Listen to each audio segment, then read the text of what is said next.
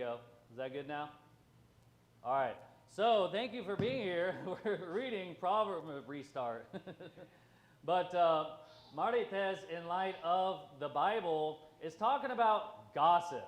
And unfortunately, in the Philippines, it's a very common thing in the Philippines where people are known for being gossips. I mean, based on what other people tell me, natural-born Filipinos, it's pretty common for people just walk up to you and say, hey, you know, what's the Marites for today? Like, hey, what's the latest? What's going on? They want to know all the drama. They want to know the sins that are going around. They want to know each other's business and get involved in all these situations about other people's problems, about other people's issues. And since I'm in the Philippines, I want to preach against the sins of the Philippines. You know, when I go preach in America, I'm going to focus on their sins as well. But I want to preach a sermon on what the Bible teaches about this subject. You know, is it appropriate for a Christian to be known as a gossip, as a backbiter, as a busybody in other men's matters? You know, if you look up Marites in the Bible, not in the Bible, not in the Bible, but if you just do a quick Google search, this one article said, in Filipino slang, the term Marites is often used to refer to a person, typically a woman. I did not write that. That's what just the world is saying about this. Typically a woman who is excessively talkative. Because we all know women like to talk more, right? Chatty or gossipy. It is derived from the name Marites and has taken on a humorous and light-hearted meaning in colloquial language. Being called a Marites implies that someone tends to engage in a lot of idle chatter or enjoys discussing the latest gossip or rumors. And I'm pretty sure every Filipino in the house tonight would agree with that definition. Someone who likes to gossip, someone who's always talking about other people's issues and just the latest of what's going on in their neighborhood. You know, I've been told there's even just ladies around town, they're just known for just sitting outside and just waiting to strike up a conversation just to talk about other people's issues. Now, what does the Bible teach about this? Well, in Proverbs 11, where we first read, it says, a talebearer revealeth secrets, but he that is of a faithful spirit concealeth the matter. Now, what is a talebearer? Right? If you kind of just break down that word, to bear something means to have or to hold, and tale would be like a story. So a tale bearer is one who is passing along, someone who has a story that they're telling someone else. Now, on the surface, you know, being a storyteller, it's not like it's a sin to tell stories. You know, the Bible's filled with stories and events and things that happen. Obviously, we're able to communicate with each other and give situations and explain things that are happening in other people's lives and tell stories, and it's not a sin, right? We can communicate with each other and have pure language and things that are appropriate, but when the Bible is using the word talebearer, it's using it in a negative light. It's someone who's bringing up stories and situations that you shouldn't be talking about. Information that you shouldn't be bearing and telling other people about other people's problems and other people's business. So when the Bible is using the word talebearer, it's a bad person. It's someone who's committing a sin. And notice how the Bible describes it. A talebearer revealeth secrets. Now this is implying this secret is information that you don't want other people to know. Because if you had something really embarrassing happen to you, or if you committed some type of sin, and you tell someone in confidence about that issue that you had, you don't want them to be spreading that out to other people. Why? Because it's embarrassing, it's shameful, and you don't want other people to know about it. But a talebearer, this gossip, they don't care about you. they'll just repeat all your sins and all your issues, and they'll just reveal all your secrets to everyone in town, when nobody else needs to know about your private life. I don't need to know what you do in your private life, right? That's between you and God, and that's not up for me just to get up in your private business. Now, if you have a problem and you want to come to me for help or something like that, then by all means. But that would be kind of weird if I'm just trying to dig up all the dirt and just find out all the problems you're having out in life. But a lot of wicked people, they want to take that information and just go spread that out to everyone else. And so this is a wicked attribute. And the Bible contrasts this talebearer. It says, "But he that is of a faithful spirit concealeth the matter." Because if you tell someone some private information, this secret, you don't want other people to know about it. A good friend, a faithful friend, they would conceal that matter. They would cover that up and make sure no one else finds out about that. Because that's a private matter, and you told them in confidence, and they're going to be a nice friend and be like, they're not going to share that information because that person is a faithful person. If I was a good friend to you, I'm not going to tell other people about your sin. And really, the only time that should even be brought up is if you're involved. And if you're not involved, stay out of it. It's not your business. And the only time it should really even be brought up is, especially like in public or within a church, is if it's some serious sin that needs to be dealt with within the church and it needs to be brought to pastor, okay, sin could elevate to that level. But 99% of the gossip that's going around in this world today doesn't need to be shared at all. But people just like to bear all these tales and just be a gossip and a busybody, and you end up starting a lot of rumors. And it can end up leading into sins like railing and making false accusations against other people. I mean, do you really think these Marites around the street, do you think they're reliable sources of information? Do you think that they've checked all the sources and made sure they're only spreading the truth? No, a lot of times people are just repeating lies. And that just gets spread out to everyone else. And now everyone else in town thinks that you're a rotten person because of all these gossips that are just going around being involved in other men's matters. If you look up the word gossip, it says casual or unconstrained conversation or reports about other people, typically involving details that are not confirmed as being true. So a lot of times, what makes something gossip is you're just repeating lies. Somebody tells you something, you're like, all right, I guess this is true, so now I'm going to start telling other people that information. But the Bible's very clear that you need to have 2 or 3 witnesses for something to be verifiably true. And so if you're only hearing information from one source, your friend comes up to you and tells you some information about someone else, well, you should take that with a grain of salt. Say, okay, well, they told me that, but I'm not really sure if that's true or not because I'm only hearing it from this one source. So I'm not even necessarily going to receive it as truth. I'm definitely not going to go around telling other people about that person's information. And even if you had 2 or 3 witnesses, that doesn't mean you should just go around telling everybody about that anyway. That's what the Bible would call discretion. See, it's our job as Christians to believe the truth, follow the truth, and share the truth with other people. But discretion is a quality where you know what's appropriate, when to tell the truth, right? Because there's certain things that may be true, but it wouldn't be appropriate to talk about.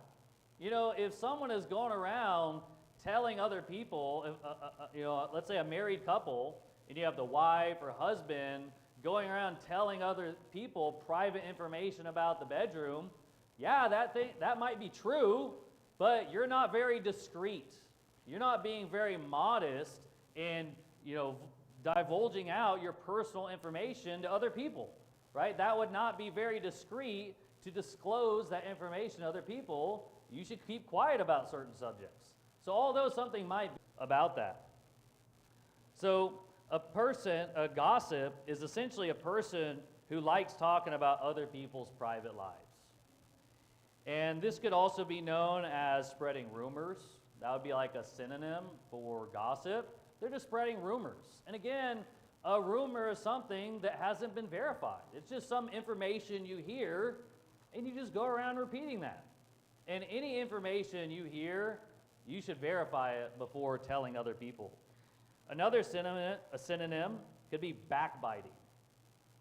You know, what's a gossip? Oftentimes, they're a backbiter. And what's a backbiter?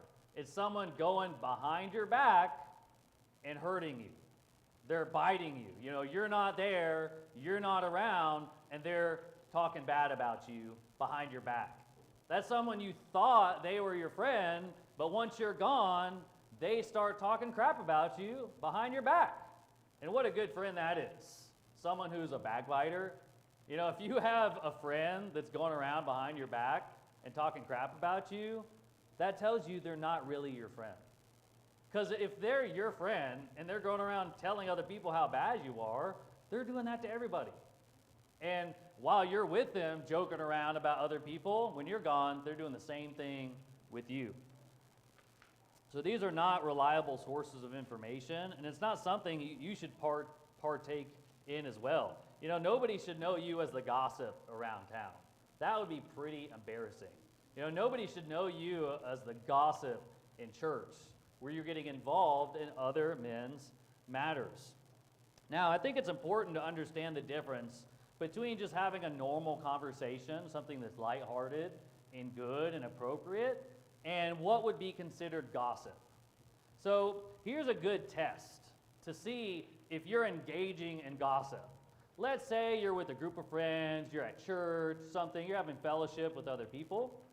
And let's say somebody brings up some information about another person, someone that's considered a friend, someone that you know, that you hang out with, and you're engaging in that conversation. Well, here's the test to see if what you're talking about is appropriate. If that person walked in the room, how would you feel? You know, if you're talking about a friend and they walk in, do you need to be, oh, shh, they're here. Oh, hey, brother.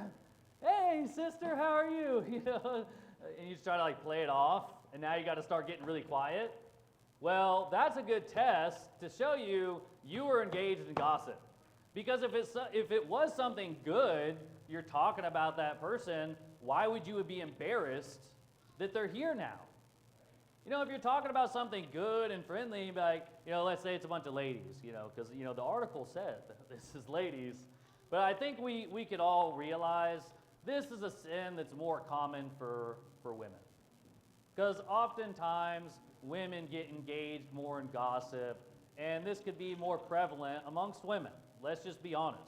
Now, it's not to say that men can't be gossips and railers and backbiters, and they can get involved with gossip as well. Men do it too, right? It's a temptation for everyone, but I think generally speaking, it's more prone to women. Well, let's say, you know, you have a bunch of ladies and they're in a conversation, it's like, hey, did you hear, you know, so-and-so, she's pregnant, they're having another baby, that's awesome. And she walks in the room, and then you're like, hey, yes, she's here. You know, I was just telling them that you're having a baby. You know, that wouldn't really be weird. You won't have to like worry that she showed up in the room because the conversation you're having was genuine. You're genuinely excited for that person. You actually love that person. And so bringing up that in the conversation amongst other friends might be totally fine. But, you know, you could use the same information too. Like, hey, did you hear so-and-so's pregnant?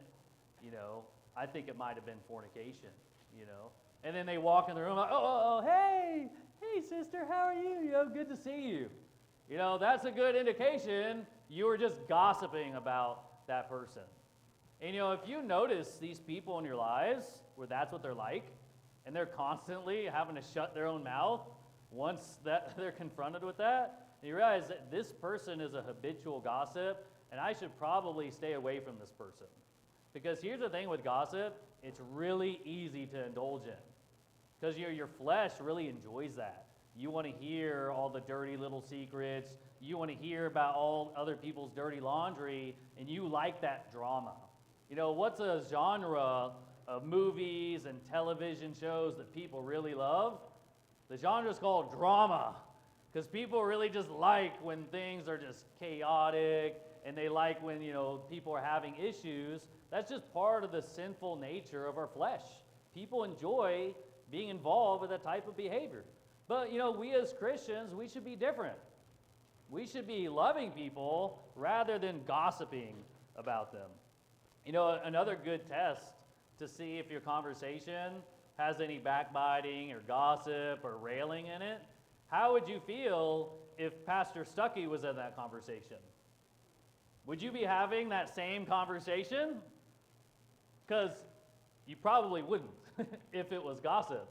Because, if you're talking negatively about another church member or someone else, and then Pastor Stuckey shows up in the conversation and you have to be quiet, well, that's a good indication that you were talking crap about someone else.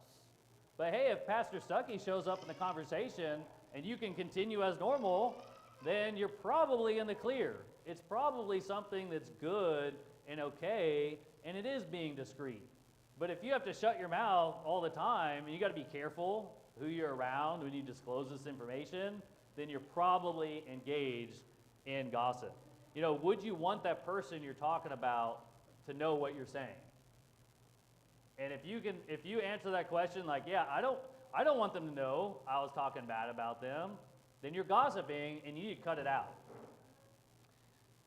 If your friend suddenly comes around the corner, do you just suddenly become afraid and get quiet? Well, these are signs that you're gossiping. And you're not really a good friend.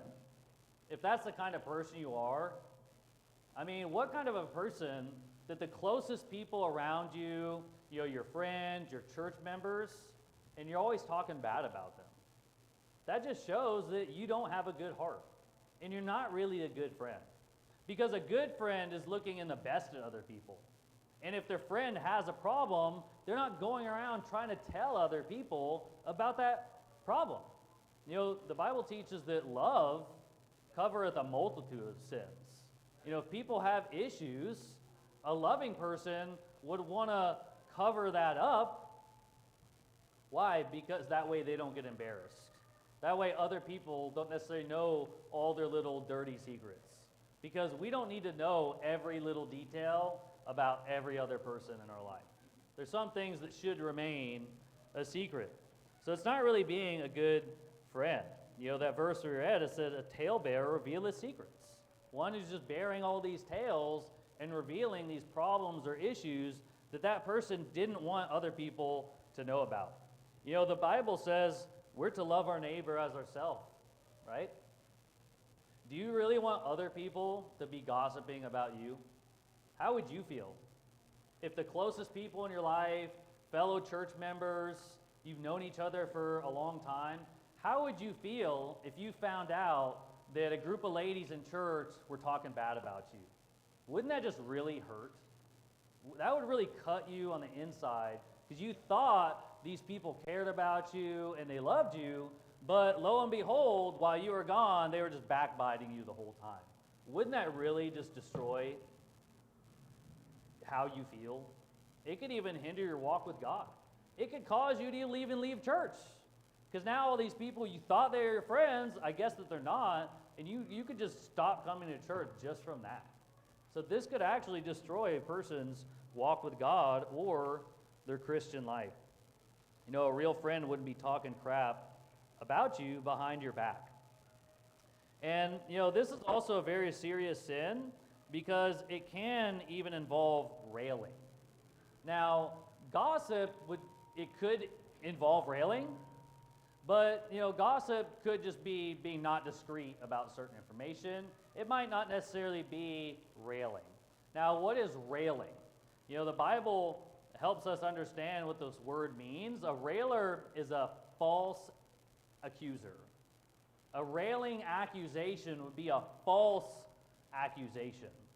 So if someone, let's say I went around and start telling other people at church, hey, I saw so-and-so drinking alcohol.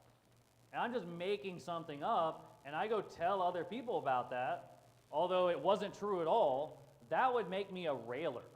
Because now I'm accusing someone of a sin, and it's a false accusation. You know, what if someone is going around in church just making up lies about other people? Well, that person would be labeled as a railer. Because not only are they gossiping and being a talebearer, but now they're being a false accuser. And that's something that's really wicked as well. Again, if you didn't do anything wrong, and now other people are just going around accusing you of some sin, you're like, what are you talking about? I didn't do that. But now everyone, all your friends, think that you actually did that. How would that make you feel? You know, you're supposed to love your neighbor as yourself, and so if you don't want other people to treat you that way, then you don't be that gossip. You don't be that railer. And this is also a very serious sin, because railing can get you kicked out of church. Go to 1 Corinthians chapter number 5. 1 Corinthians chapter number 5.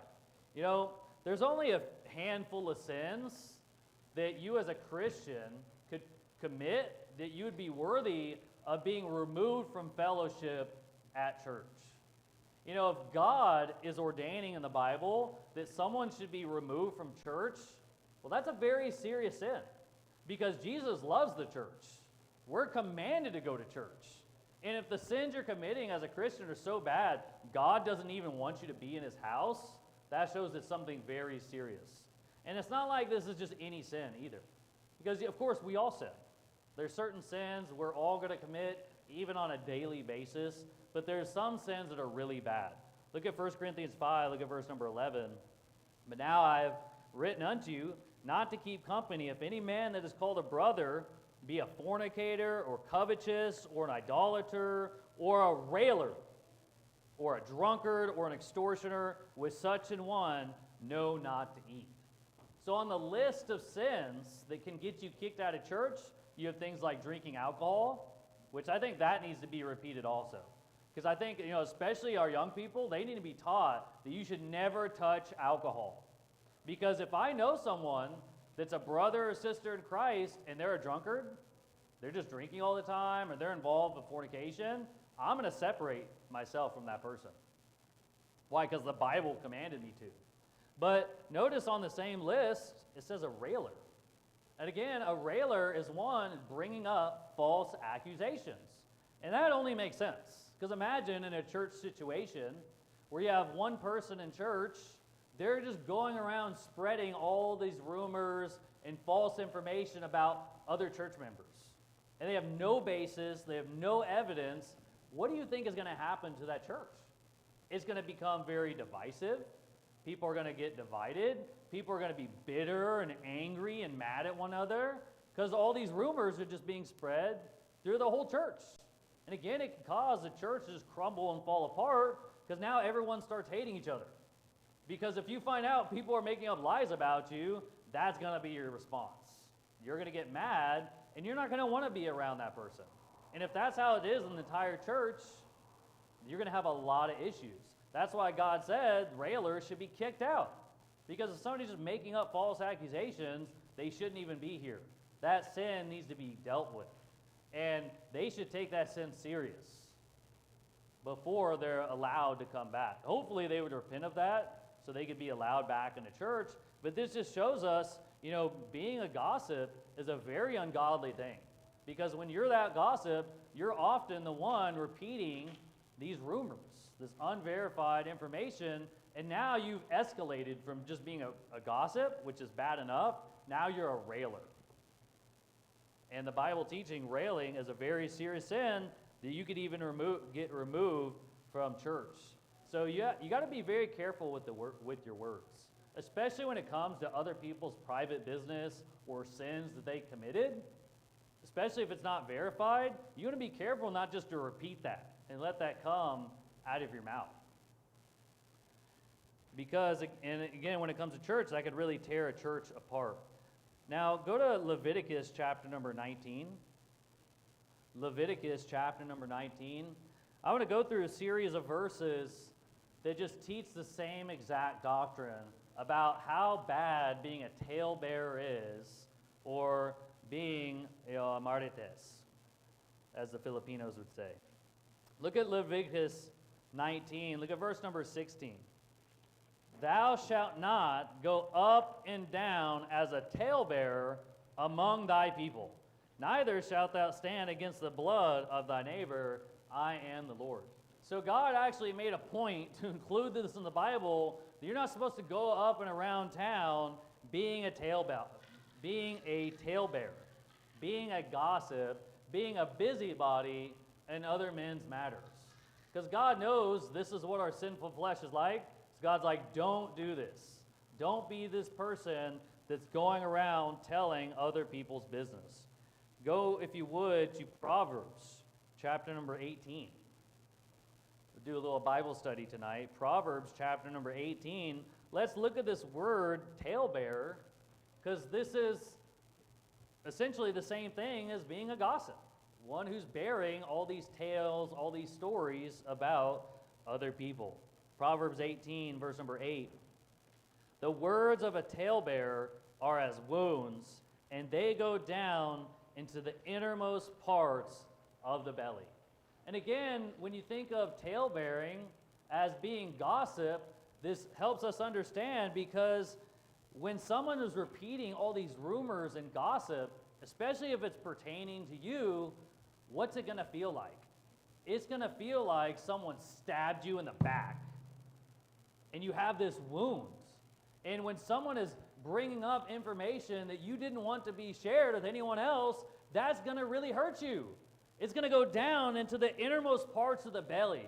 You're just going to get this sick feeling in your stomach that you just want to puke and throw up, because you just feel so embarrassed. You just feel so ashamed, because other people that you thought they cared about you are apparently just talking crap behind your back. And it's going to hurt you down to the core. You know, that's why being a talebearer can be very destructive on a person's life. You know, do you think being stabbed in the back, do you think that feels very good? No. It's going to cause you to feel sick and disgusted, and it'll probably make a person not want to branch out anymore too. Because now all the friends they thought they had stabbed in the back, so they're probably just not going to be, you know, as outgoing as they used to be, because they're afraid to give other people private information, because they're afraid they're going to use that against them and they're going to get stabbed in the back again. Go to Proverbs chapter number 20. Proverbs chapter number 20. So as a talebearer, if you're going around gossiping about other people, you're going to hurt some people. You know, the Bible talks about how dangerous your tongue can be. It's like this fire. And that's exactly how gossip works. It's like this fire, you start gossiping about other people, and it starts spreading. And it just causes all this destruction upon other people. And, you know, if you're that gossip, nobody's going to want to be around you. Because if I hear a person in my life just talking crap about all these other people, I'm like, wow, this is a bad person. This is a bad friend. I don't want to be around this person. And you're going to suddenly find yourself alone, where nobody else wants to talk about you except for all your other gossip buddies. But look at Proverbs chapter number 20. Look at verse number 19. He that goeth about as a talebearer revealeth secrets. Therefore, meddle not with him that flattereth with his lips. So again, it says a talebearer, they're revealing all these secrets. They're giving out all this private information that the people they're talking about, they didn't want to be shared. And it says, therefore, don't meddle with him that flattereth with his lips. It's saying that don't meddle with the gossip. If someone's being this talebearer, don't be around that kind of a person. Because you know what to do? They're flattering you. Because when you're talking to them face to face, they act so loving and so kind. They're your best friend. But once you're gone, stabbed in the back. And they're just flattering you. It's not real. That's what flattery is. It's just not genuine. A genuine friend wouldn't be going around spreading all your private business. Go to Proverbs chapter number 26. Proverbs chapter number 26. Let's look at verse number 20. It says, where no wood is, there the fire goeth out. So where there is no talebearer, the strife ceaseth. Because again, someone's bearing all these tales or committing all this gossip and spreading it out, what's it going to do? It's going to cause all this strife. It's going to cause all these issues and divisions, and it compares it to having a fire. Now, in order to have a fire, you need some kindling. You need some wood. And so in this illustration, it's saying gossip is like this wood, and it's just feeding that fire. Well, if you stop the gossip, the fire goes out. It's going to burn out and go away. And so the talebearer, he's that wood. The talebearer is the one spreading out that gossip. So if you get rid of the talebearer, there's no more problems, right? Now we can just be at peace. We can actually be friends. It's not a bunch of people just flattering each other. It's people that actually care about one another. Look at verse number 21. As coals are to burning coals and wood to fire, so is a contentious man to kindle strife. The words of a talebearer are as wounds, and they go down into the innermost parts of the belly. Burning lips and a wicked heart are like a potsherd covered with silver dross. You know, the Bible's talking about here a potsherd. You know, let's say you break some kind of pot or vessel. It's going to be in a bunch of different pieces, right? And typically, those little pieces, they're very sharp because they're broken. They have all these sharp edges. What's saying, someone is comparing that to this gossip, because it's saying, like, on the outside, it's like this potsherd, it has silver dross on it. So it's like a nice little silver piece. But in reality, it might look nice, but it's actually a weapon. It's this knife that's going to cause wounds and hurt other people. And that's what these talebearers are like. They pretend to be your friends. They pretend that they like you, but then behind your back, that's that potsherd. They're just digging it in to your side. See, it says, he that hateth dissembleth with his lips, and layeth up deceit within him. When he speaketh fair, believe him not, for there are 7 abominations in his heart. So the Bible is teaching you that when you identify that this person is a gossip, you should just stay away from it. Because you don't want to trust anything that comes out of their mouth. Because they speak their double tongues. To you, to your face, they speak kindly like they care, but really, they're just stirring up hatred and strife, and they have deceit within them. So when they speak fair, don't believe them. Don't be, oh, I was just joking. Because that's what a lot of people use to cover up gossip. They say, oh yeah, I was just joking, I didn't really mean it. They're flattering you.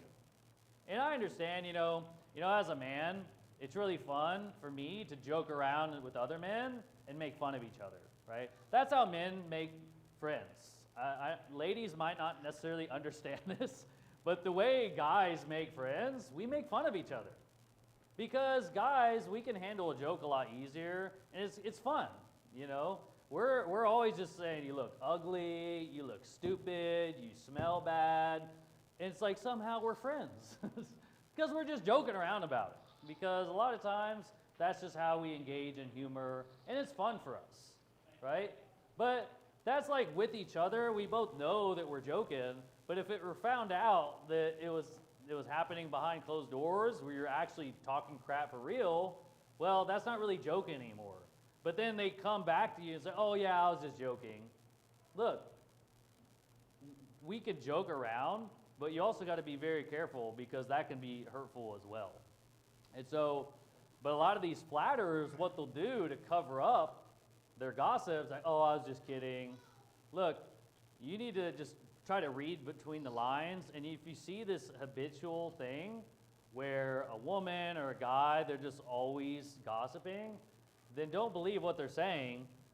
Understand the Bible's trying to warn you, look, there's 7 abominations. This is a bad person. This is someone you want to stay away from. Go to 1 Timothy chapter number 5. 1 Timothy chapter number 5. So many times in the Bible, God is trying to warn us to be careful with our words, because they can end up leading to a lot of destruction. In 1 Timothy chapter number 5, you have a passage talking about widows and women. Let's look at verse number 11. It says, but the younger widows refuse, for when they have begun to wax wanton against Christ, they will marry, having damnation, because they have cast off their first faith.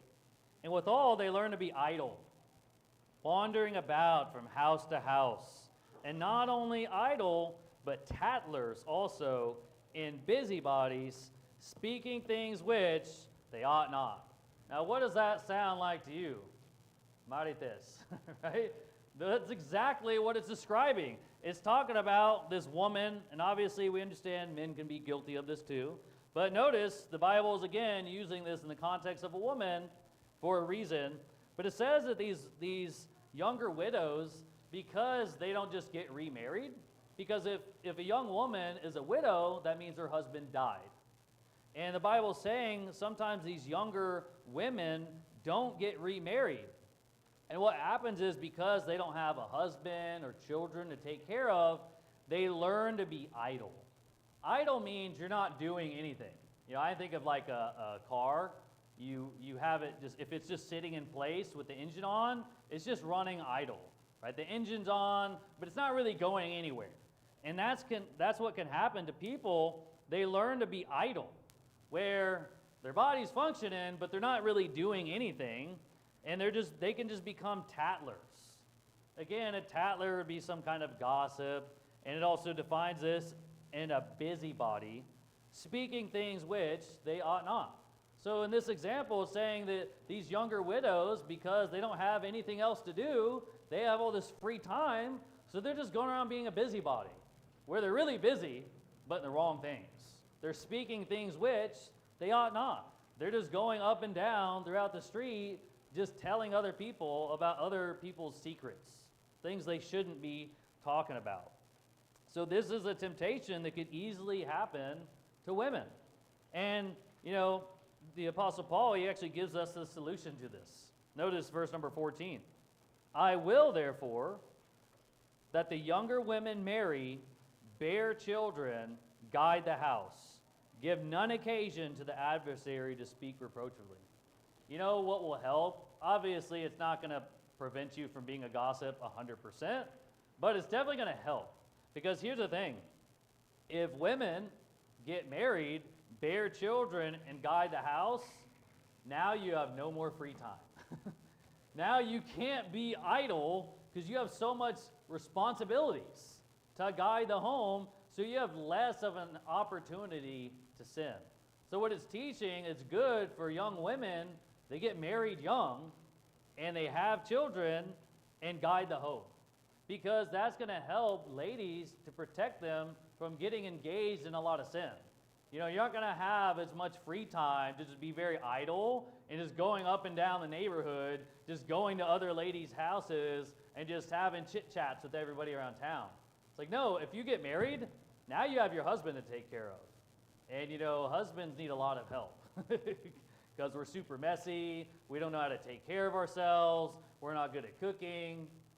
So we need a woman to help take care of us. You know, that's why, you know, Eve, that was Adam's help meet.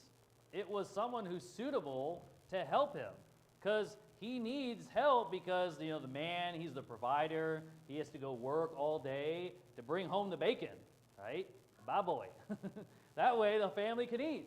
And, you know, while the husband is out working, you know, somebody needs to take care of the things at the house. And, you know, the most important thing at the house is the children.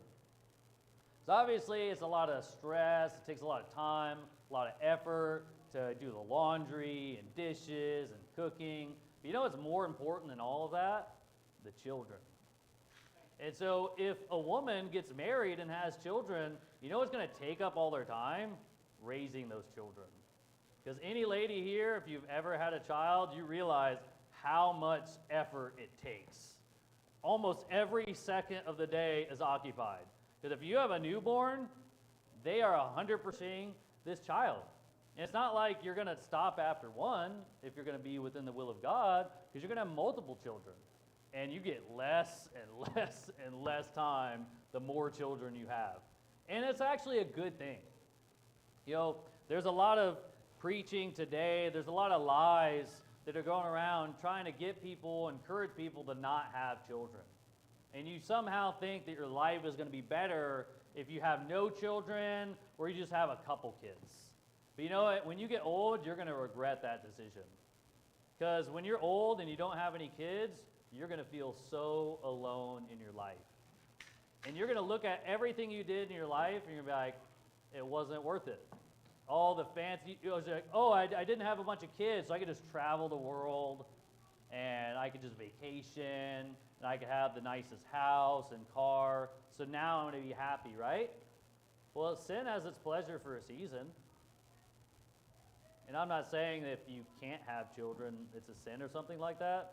But if you choose not to have children, unless you just devoted your life to Christ, like, the Apostle Paul, obviously the exception proves the rule.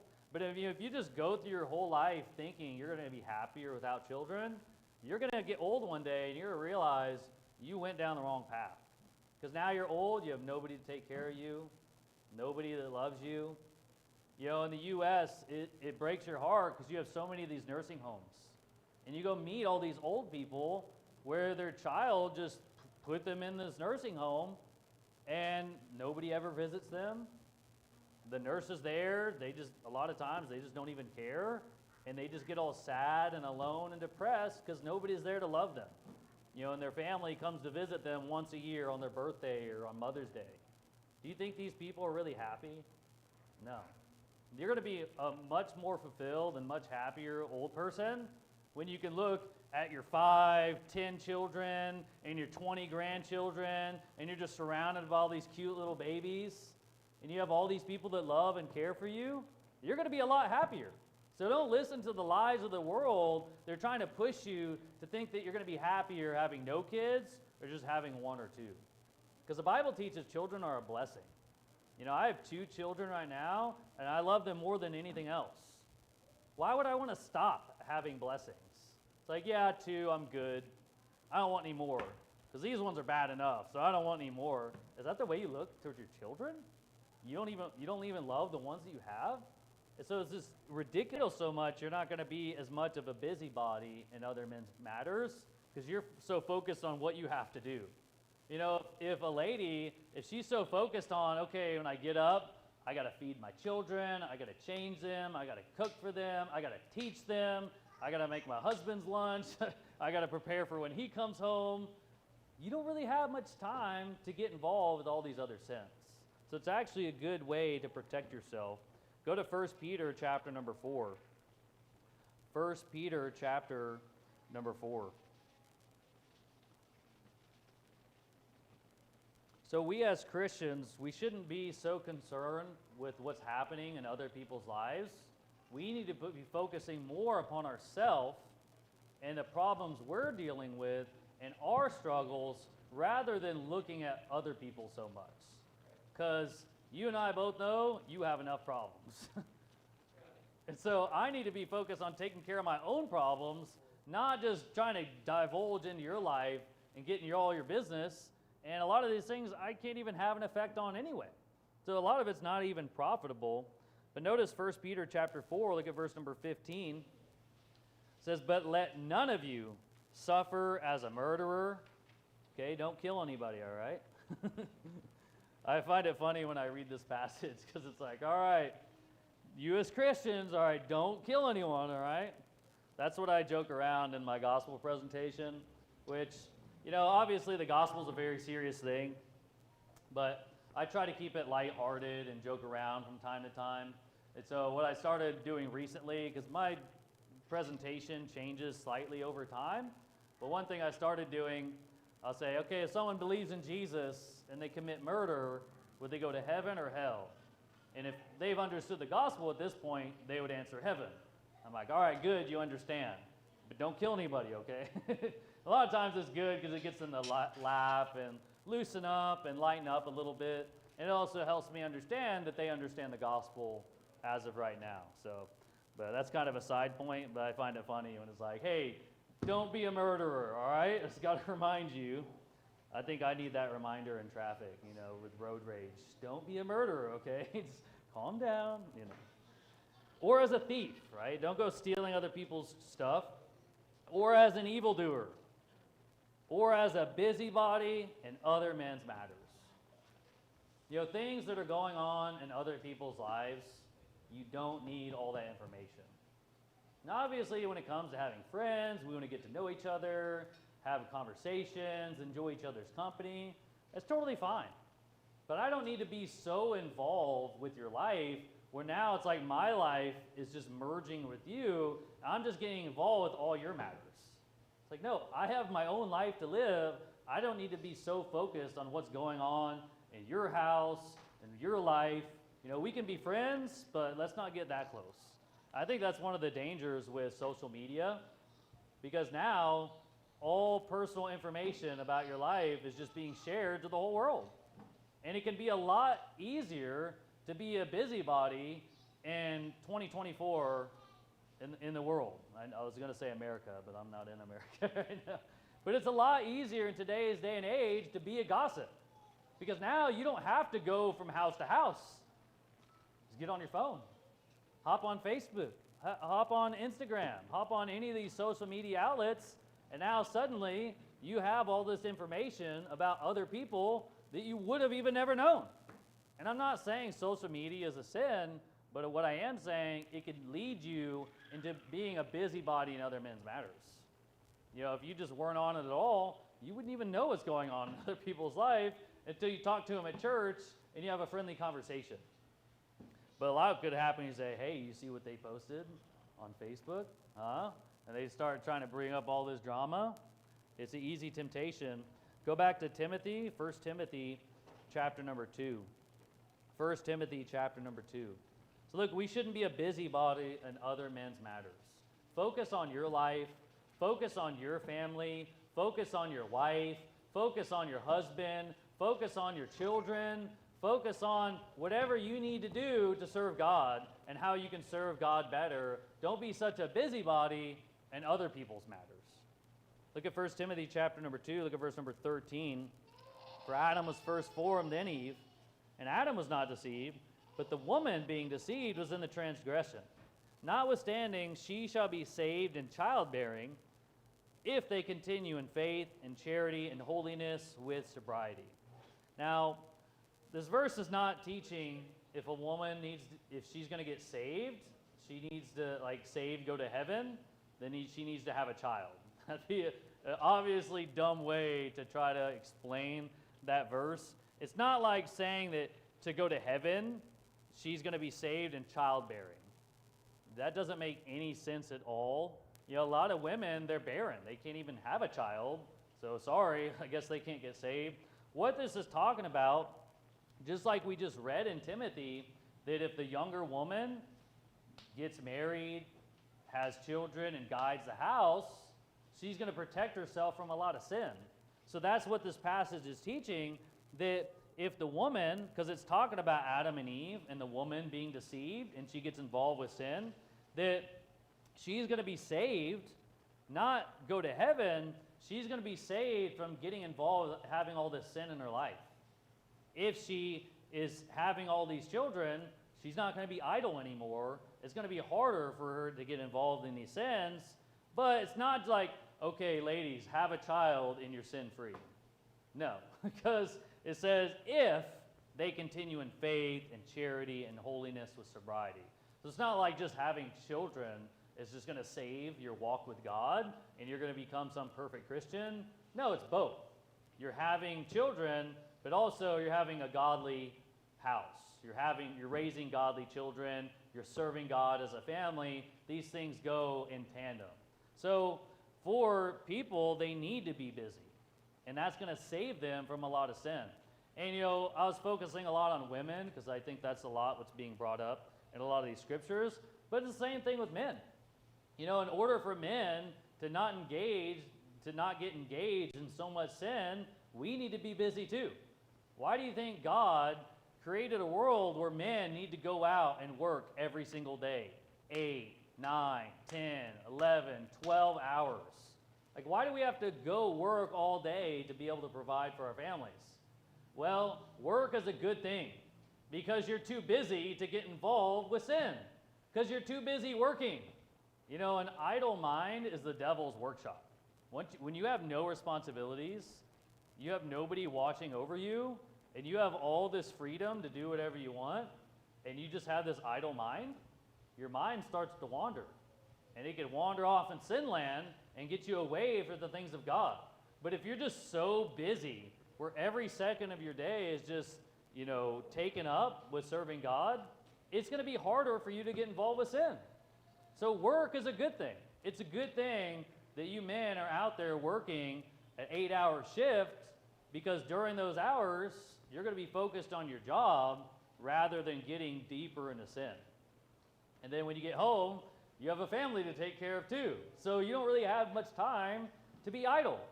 And then you come to church on Sundays or Wednesdays, and guess what?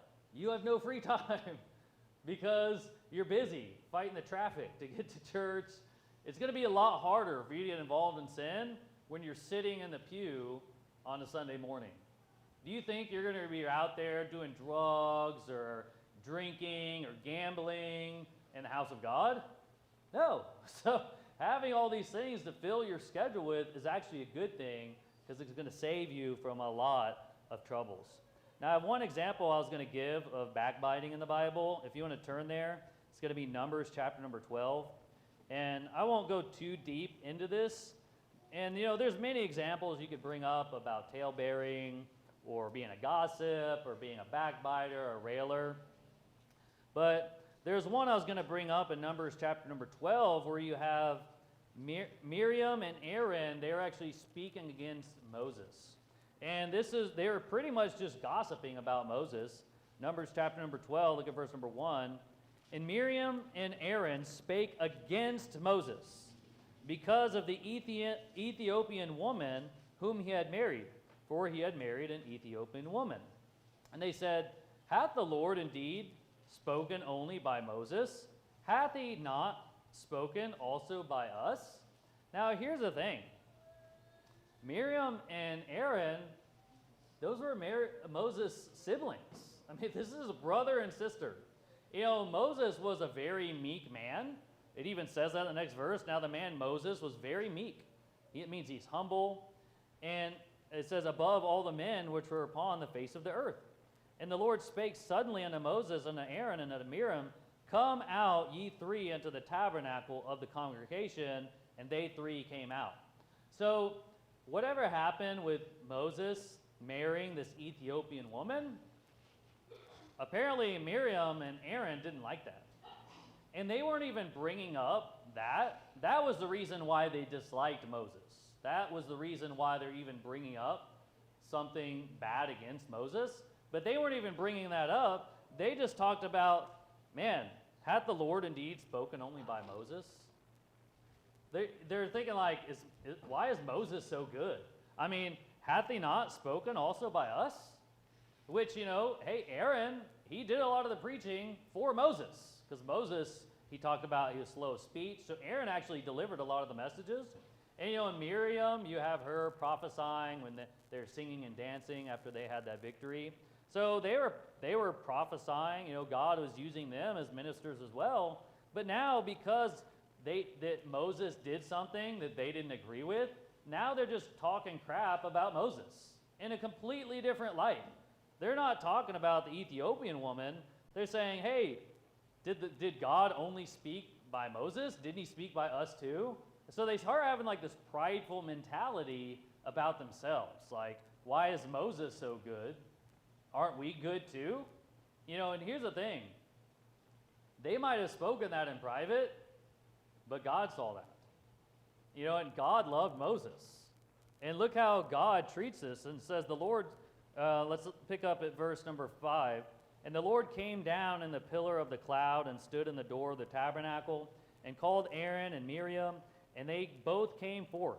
And he said, Hear now my words. If there be a prophet among you, I, the Lord, will make myself known unto him in a vision, and I will speak unto him in a dream. My servant Moses is not so, who is faithful in all mine house. With him will I speak mouth to mouth, even apparently, and not in dark speeches, and the similitude of the Lord shall he behold. Wherefore then were you not afraid to speak against my servant Moses? I don't know what that was. Are we okay? Did I break it? So God actually gets very angry at them because they're talking crap about Moses And God's like, you three, come here. It's like when your dad calls you in the room, you're like, oh crap, I messed up. What is this going to be about?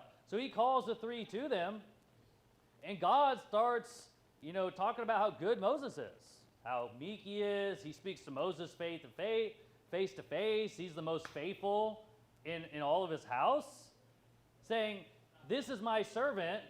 Why are you not afraid to speak against Moses? Because God loved Moses so much. This is like his friend, and God hears people talking crap about Moses, his servant. So he's like, why were you not afraid? This is my servant. This is my prophet, and you're going around behind his back, making it seem like he's a bad person, and you're so good? He's faithful. And God was angry, and it says in the anger, verse number 9, and the anger of the Lord was kindled against them, and he departed. And the cloud departed from off the tabernacle, and behold, Miriam became leprous, white as snow. And Aaron looked upon Miriam, and behold, she was leprous. So notice, they start talking crap about God's prophet, about God's servant, and God took that personally. God stepped in and defended Moses, and he actually cursed them. And all they did was say some bad words against Moses. But notice this is a very serious thing. And God judged them for doing that.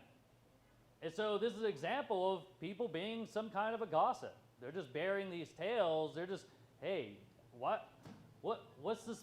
Why is Moses so good? I mean, God used us to preach too. And guess what? That gossip got them cursed. And another application you can make as well, if you go back to 1 Timothy chapter number 5, the first application, just be careful who you talk about, right? Because if you start gossiping and speaking against other people, what you said you thought was in private, but it's actually not. Because God has an audio recording of every word you've ever said. Isn't that scary? God knows every single thing you've ever said in your life. Not only that, every thought. And that's even more scary. Because there's a lot of bad thoughts I've had, and I was able to not utter them and keep them to myself, but God still knows I had that evil thought. And God knows everything you're thinking, everything you say, so don't think like you can just go around and gossip and nobody knows about it. God knows about it. So you got to be very careful how you think about other people, how you judge other people. But the second application, you want to be careful not to gossip against your pastor.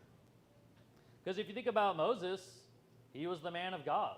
He was the leader. He was the servant. Notice 1 Timothy 5, verse number 19. Against an elder receive not an accusation, but before 2 or 3 witnesses, them that sin rebuke before all, that others also may fear. So when it's talking about a pastor, because elder is synonymous with pastor. Pastor, elder, bishop, these are the same things. So it's saying against a pastor, don't receive an accusation. If somebody comes up and gives you information about Pastor Stuckey, and it's one witness, it says not to receive it. You need at least 2 or 3 witnesses in order for you to even consider receiving it. Especially, people talk a lot of trash about your pastor online. Don't just receive that. Like, oh, I saw some idiot make some Facebook or YouTube comment about my pastor. Well, I guess it must be true. Well, now you're receiving an accusation with one witness. So you have to be very careful. And even if you have these 2 or 3 witnesses, if people are sinning and bringing up false accusations against the pastor, notice what it's saying, them that sin. So these people that are bringing up false accusations against the pastor, them that sin, rebuke before all, that others also may fear. What it's actually teaching is if the pastor finds out that people are bringing up false accusations against him, then the pastor could bring that up publicly or before the church and rebuke those railers or false accusers. Why? Because if they openly rebuke that person, others also may fear. Because if you show up to church on a Sunday morning or a Sunday night or a Wednesday night, and the pastor comes up and saying, look, I have a message for our church there's this really wicked person bringing up railing accusations against me, and this person's going to be kicked out of church. You would be thinking, wow, this is a very serious issue, and you'd probably be thinking, I never want that to happen to me. And so it's saying that if the pastor, if he rebukes these sinful people before all, others also may fear. And then hopefully other people at church would be scared to bring up railing accusations against their own pastor. So it's actually a good church principle, so we should love our pastor and not just bringing up these gossips and rumors about him. And so I think that's another application you can make for that. Now, my last, in conclusion, the last part I want to go over, turn to Proverbs chapter number 25. I just want to give a couple quick points of how we can prevent a lot of this gossip from going on. Proverbs 25. Let's look at verse number 23. Again, this is in order to prevent all these talebearers. It says, the north wind driveth away rain, so doth an angry countenance a backbiting tongue. So here's what it's saying. If someone is giving you gossip, they're backbiting someone else, a way you combat that is with an angry countenance. Now, an angry countenance, talking about an angry face. So let's say we're having a conversation, and you're telling me, hey, did you know so-and-so, they're doing this? And I'm just like, what? What are you talking about? And I just have like this really mean, angry face. What are you going to be thinking? Oh man, I'm gonna stop talking about that because I'm gonna piss this guy off, right? My angry countenance is gonna drive away that backbiting tongue, rather than the opposite. You bring all this gossip. Oh yeah, what happened next? Come on, tell me. No, if I actually cared for that person you're talking about, I'm gonna get mad and I'm gonna be there to defend that person. I'm gonna have an angry face, and if you don't stop talking about that person, I'm gonna get mad at you and yell at you and rebuke you and defend that person. So that's a good way to prevent a lot of gossip. Don't engage with them. No, be mad. Be mad that this person is being this gossip and railer about this other person. And that could stop it dead in the tracks right there because you are stepping in. You're not engaging in that. Or another thing. Let's say someone, I heard Pastor Shelley bring up this another situation you could do. Let's say you're talking about someone else and it starts going into gossip about, oh, so-and-so did that? Well, let's give them a call and let's check with them. Oh, Pastor Stuckey did this? Well, let me call him. Let's talk about it. Like, no. See, that's a good way to just stop that right then and there. And if that's how your attitude is towards gossip, guess what? That person's not going to bring you gossip anymore because they know you're not going to engage with that. And again, another way to prevent it, once you've identified a person being a gossip, don't hang around them anymore. That's a good way to stop it. But typically what happens, you have some people that one of those or a couple of those people are gossip, and they just continue that deadly cycle, and nobody puts a stop to it. But if somebody steps in, you think about with God and Moses, they started gossiping about Moses. What did God do? He had an angry countenance, and he went and rebuked them for that.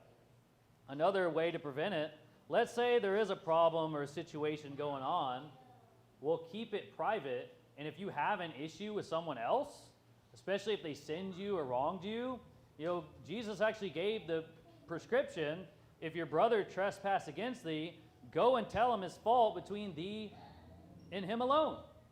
So somebody did make a mistake or sin against you, don't go around telling everyone else about that matter. Go to that person. Try to fix it with that person. And it could escalate in Matthew 18 where you might have to get 2 or 3 more witnesses and potentially even bring that to the church if it's serious enough. But most of the time it's not. And so a lot of problems you could just solve if you have an issue, go talk with them. Have a private conversation, and you might have just gained a friend rather than just this enemy for life because you couldn't shut your trap, and now you're just talking trash about this brother or sister in Christ to everyone else. And, you know, one thing my mom always told me is that if you don't have something nice to say, don't say it at all. And that's a good way to prevent yourself from gossiping, because when conversations start getting, brought up about other people, if I don't have something good to say about that person, I'm not going to start just talking crap about that person. Because if it's somebody I care about, that's my friend, I'm not going to try to betray them like that. So if you don't have something nice to say about another person, just shut your mouth. And that'll keep yourself from a lot of sin.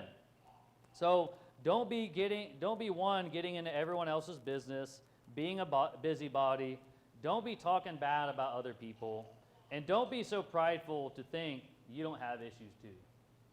Because I think one of the issues is these gossips, they have so many personal issues in their life, and instead of dealing with it, they just project their issues onto everybody else, and they just focus on everyone else's problems rather than their own.